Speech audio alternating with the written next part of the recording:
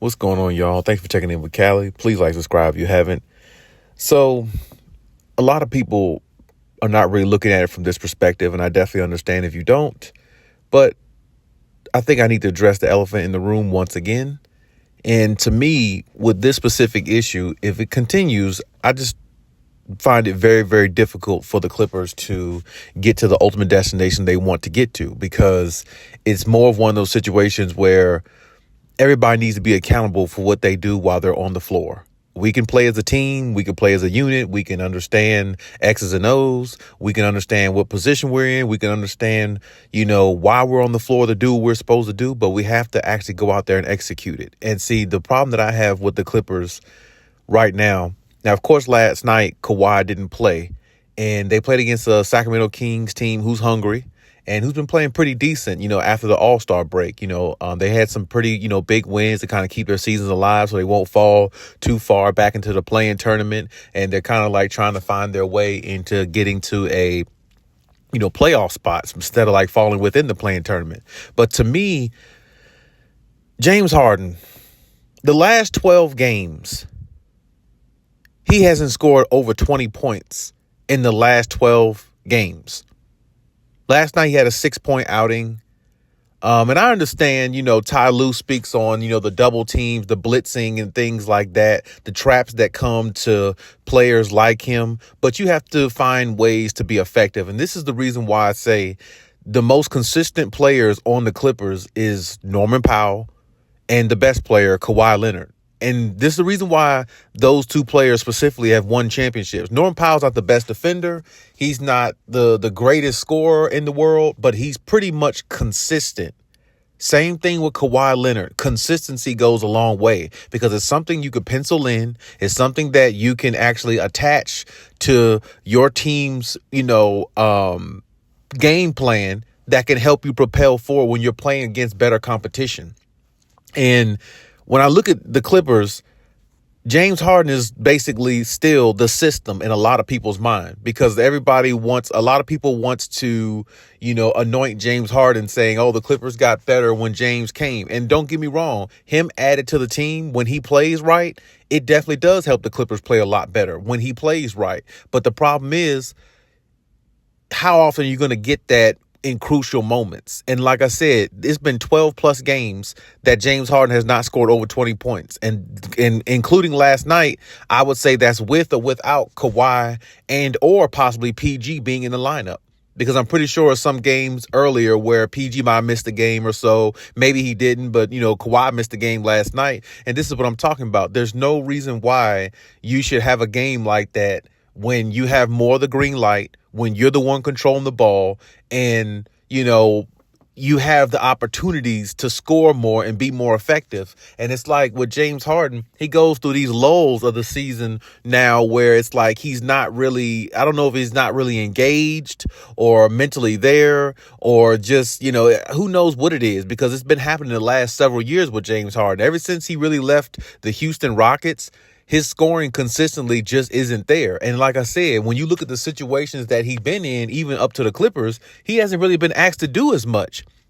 It's not like he's on a team where they're asking him to score 25 points a game and get 10 to 12 assists and be efficient and don't turn the ball over much. He's asked to basically cut that in half and be more efficient with it. Now, of course, he's averaging like 16 points a game, so far this season. But, when you look at down the stretch of the season where the Clippers are now, where everybody is now, this is the grind part of the season where you've got to be playing at your best and you got to be, showing more promise in regards to what it's going to look like, what you're going to look like in regards to the playoffs. And of course, when we think about, other players on the team, or like somebody like Kawhi Leonard, he's about the only one on the team that really can flip a switch and just go into playoff mode. All these other guys, they can't really do that because it's like they don't have that second gear that Kawhi has, because Kawhi has won championships and that's just what he's known for. Kawhi is more known in the playoffs than he is in the regular season.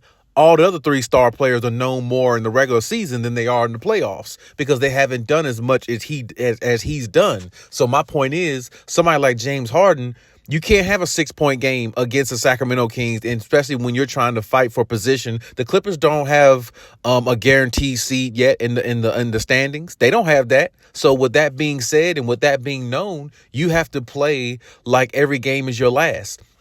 That's just where the Clippers are. They have to be in playoff activated mode. Now, Paul George, he's been shooting pretty good the last couple games. Got to give him credit. But there again, you can't go from a 41-point game against the Charlotte Hornets, and then when you play a little bit better of a team like the Kings, you have 18 points. Now, I know he didn't play much, if all, in the fourth quarter because the game was pretty much out of contention. And, he's got to, I feel like in a game like that where Kawhi isn't there, you got to be a little bit more aggressive. You can't just kind of play leisure and laid back. And then you got other players like Terrence Mann. Terrence Mann plays okay for a half, a lot of these games, but he doesn't really give you a complete game defensively like he was doing at one point.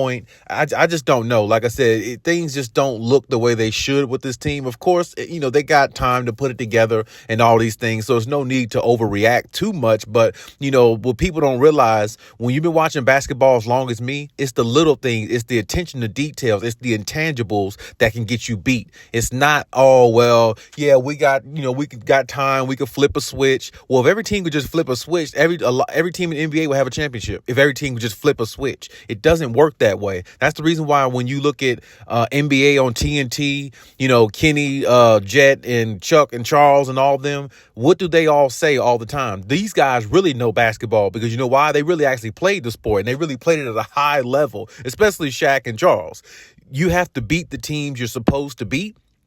You have to be dominant and take care of home when you're at home. Now, I know the Clippers weren't at home last night or anything like that, but with that little notion right there, that's not something the Clippers have been doing since the All-Star break. It's like the Clippers have let their foot off the gas, and that's the reason why they're in the predicament they're in. Because, see, the problem is when you look at the way James Harden is playing, not giving all the effort, and then before the little 3-game winning streak the Clippers had up until the loss last night, they were having all these post games talking about what they need to do, and they weren't actually doing it. But my point is, when you're a championship team, just like you've seen other championship teams, you've got to be dominant when it's time, and you got to take care of home court. When you looked at the Warriors, when they were a dominant team, did they lose to teams that they were supposed to beat? Yeah, they went through little lulls in the season, but they really took care of home. They really played their game. They played more in control. They played more like they knew what they were going to execute before they got on the floor. And that's the difference with the Clippers at times. They play like they really don't know what they're going to execute when they go on the floor. That's the reason why you heard a couple weeks ago,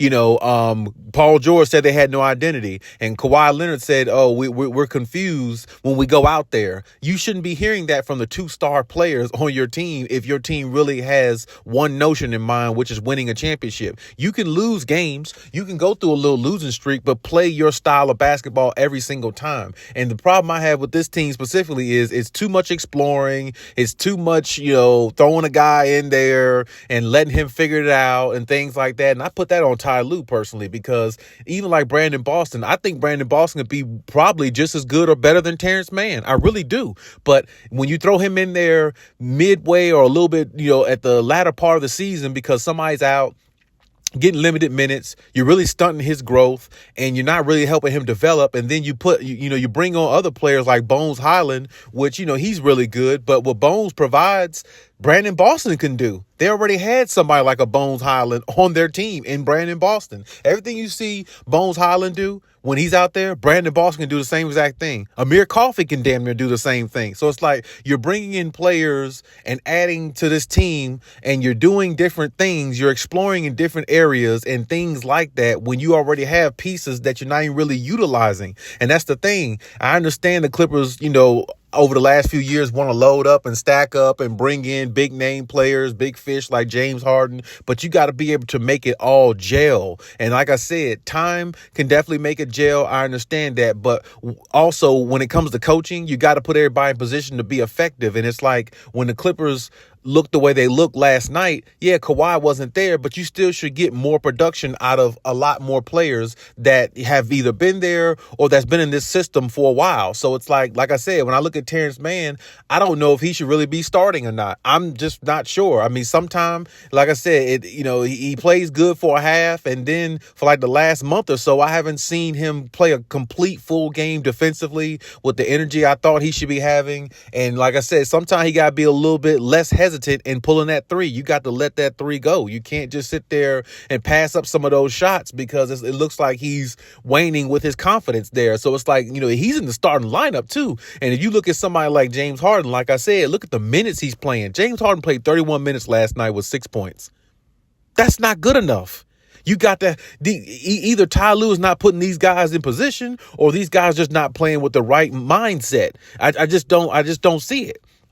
It just doesn't, it doesn't equate. And like I said, even with Paul George, you can't go from a 41-point game to an 18-point game, especially with Kawhi Leonard not being there. You got to at least have a 20-plus point game. You really do. I mean, Russell Westbrook had 20 points, I believe, last night, and Paul George had 18 points, and Russ comes off the bench. It's no way possible. It's no way possible. This is what I'm saying. You got to be more aggressive when your number is called, and you got to step up with that mindset, because if you don't, that's what it's really all about. It's 90% mental, and everything else comes along after that. And this is the difference between the elite of the elite players and the players who understand how to win championships rather than the players who just have a lot of talent. And that's the reason why I said what I said about Paul George. Even though some of you agree, some of you don't agree, I'm not blaming everything on him, because it's not all his fault. It's not all James Harden's fault. It's a team effort. I'm not saying that. But if you want to be the best team you can be, that mindset has to be all on one. Everybody's mindset has to be on one accord. And like I said, it's such an up and down with this team. Even though Kawhi wasn't there last night, they still could have possibly won that game. They still could have, played a little bit better. And like I said, they can beat the Kings without Kawhi Leonard. They don't really need Kawhi Leonard to beat the Kings. Because last year, I remember a game they played last year. I think Paul George had like 40 points, actually, I think, and they beat the Kings, and Kawhi didn't even play. So, I mean, that's a team you can beat without Kawhi Leonard if you really focus, if you really got the mindset to play, play on one accord with that consistency. And like I said, with one of their main guys in James Harden, who controls the ball a lot, if it's just him step back, shooting threes, and, making mediocre passes. I think he had like 5 turnovers also. If you're just going to have games like that, that's going to really hinder the Clippers' chances of going a lot further in the playoffs than what people think. Because if he's the main part of their system and he runs everything because he is the point guard, well, you need production out of him. You probably need more consistency out of him than you need out of Paul George, really, because he really controls everything. So that's what I'm saying. Dude hasn't had a 20-point game in like 12 games. He's shooting like 38% from the field. I mean, it's atrocious. And like I said, they're just not, like I said, when you look at them compared to some other teams that really want to win that championship, or, throughout the season, or especially, let's just, go from, past the All-Star break to now, they just don't really look like a team that really knows their direction when they go on the floor. As I said before, you can lose games, you can go through losing streaks, but at least know why you're going out there. At least know what the game plan is going out there, and do that same thing every single time, whether you win or lose. That's going to build character. That's going to build continuity, and that's going to build a foundation with a team. And that's going to help a team rise to the occasion. Okay, this is what we do every single night when we go out here, and it doesn't matter what the other team do. We're going to do what we do best, and we're going to attack them how we attack them from what we know. We'll make minor adjustments here and there depending upon what they throw at us.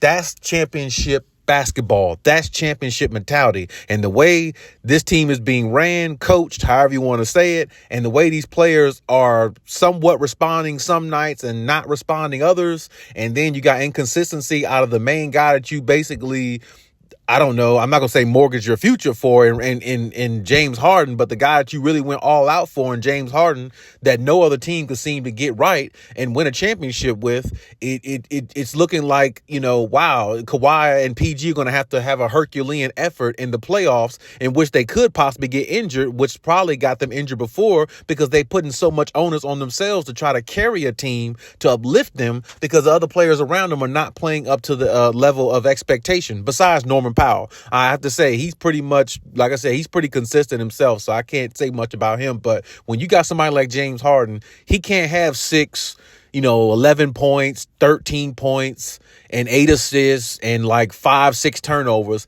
That's just not good enough. That's not good enough against these younger teams who got fresh legs, who move faster, who can put up more points, who shoots more threes, who probably shoots better at the 3-point line, and who's a little bit more, hungrier and consistent. That's not going to be good enough. If you want to win a championship, James Harden has got to be a lot better. And I'm just saying it for what it's worth. Unless Kawhi is going to average 35, 40 points the whole playoffs, and maybe PG, 20 to 25 the whole playoffs, and you got to hope they don't get hurt, because when you're in the playoffs, people are rougher, they pull, they tug more, they're more physical, they bump you a lot more. It's different in the playoffs, so everybody needs to be on one accord if you want to win. That's just the way it is.